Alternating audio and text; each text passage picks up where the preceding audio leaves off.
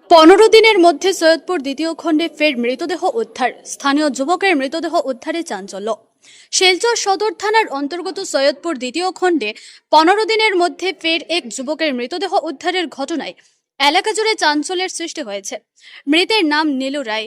আনুমানিক 40 বছর বয়সী নীলু রায় এলাকারই বাসিন্দা। জানা গেছে, বুধবার সন্ধ্যায় গ্রামের একটি বাড়িতে কীর্তনে যোগ দিতে বাড়ি থেকে বেরিয়েছিলেন নীলু রায়, কিন্তু রাত হয়ে গেলেও তিনি আর বাড়ি ফেরেননি। পরিবারের সদস্যরা বিভিন্ন স্থানে খোঁজাখুঁজি করেও তার সন্ধান পাননি।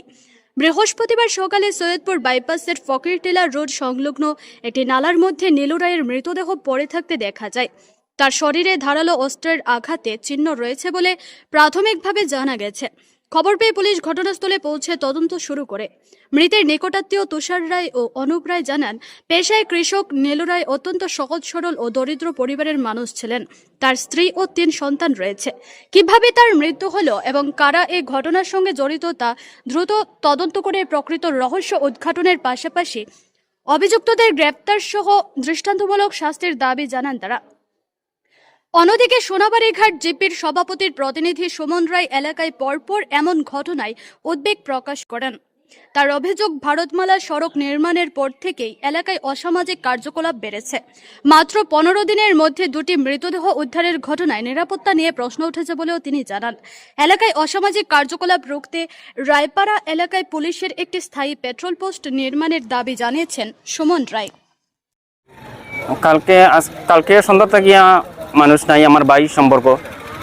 তো খোঁজাখুঁজি করতে করতে দেখা যায় কি আজকে সকালবেলা এখানে জুতা পাওয়া গেছে, চপ্পল পাওয়া গেছে, কাপড় পাওয়া গেছে।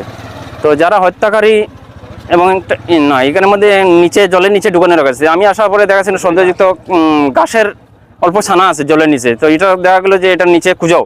তো তার ছেলেরা নিচে লামানো হয়েছে, লামানোই তার চিরে হাত দিয়ে দেখা যায় তার নিচে তার বাবা তো টান মারিয়া উঠাইছে। উঠানোর পরে তো বোঝা গেল তার মাথার মধ্যে এতটুকু কাটা, মাথাটা একটা দাদি ছেদ মারিয়া কাটা। তো যারা হত্যা করছে তো তারা প্রশাসনের কাছে এতটুকু অনুরোধ যে ফাঁসি চাই, আমরা ন্যায্য বিচার চাই। বাড়ির থেকে 1 কিলোমিটার দূর। কোনো কারোর সাথে কোনো ঝগড়া টাগড়া কিছু নেই।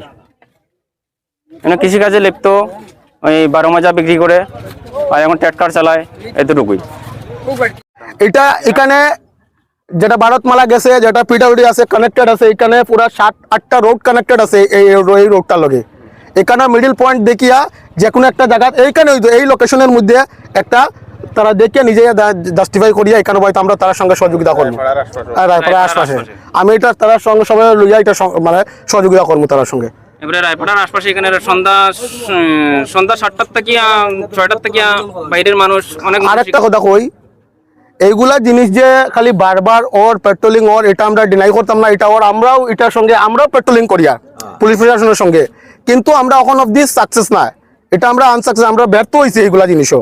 যদি আমরা একটা জিনিসও যদি এই জিনিসটার আগে বাড়ে যদি জিনিসটার সমাধান পাই না, তবে আমরা এই জিনিসটা যাওয়াটা বেকার হয়ে যায়। আজকে মার্ডার হয়েছে, আমরা সব কিছু করছি, কোনো ধরনের কোনো কিছু আমরা পাইছি না, দোষী খেয়ে পাইছি না, গরুর বিষয় এরকম এটা পাইছি না, এখানে আইয়া ড্রাগস চলে, বিভিন্ন ধরনের বাজে কার্যকলাপ চলে, এটা আমরা কোনো সন্ধানও পাইয়ার না খেয়ে বা খারাতে, তো এটা আমরা করা বেকার। যতদিন না আমরা মানুষটা তারা উচিত যারা দোষী আছে তারা যদি আমরা না পাই, তো এইগুলা তো আমরা করা তো বেকার হয়ে যায় এইগুলা জিনিস। এইগুলা জিনিস রিসেন্টলি যে 2টা মার্ডার হয়েছে, 2টা মার্ডারও কতটুকু আপডেট হয়েছে, এই আপডেটটা আমাদের কাছে লাগবো কতটুকু পর্যন্ত এটা আগে দি বাড়িছে, গত দিনের ওটা। আর এটার কি তাইব কি আমরা তারা লইয়া সহযোগিতা করা লাগবো। কারণ হয়েছে লইয়া, কারণ কিসের জন্য আমি বলছি, কারণ হয়েছে গিয়া তারা যে যেগুলা করে এইগুলা জিনিসে কতটুকু করছে কতটুকু না আমাদের কাছে কোনো আপডেট নাই। আমরা যে একটু সহযোগিতা করতাম বা একটা মনে সান্ত্বনা পাইতাম, এটা ওই স্টেপও গেছে, আগামী দিনে হইতো না, এরকম আর কোনো ধরনের কোনো আমরা খবরও পাই না, কিচ্ছু না। যদি পুলিশ প্রশাসনে যদি একা তো সম্ভব হইতো না, লোকাল মানুষ থাকা জরুরি আছে, এটা আমরা তার সঙ্গে সবসময় আসি আর থাকবো।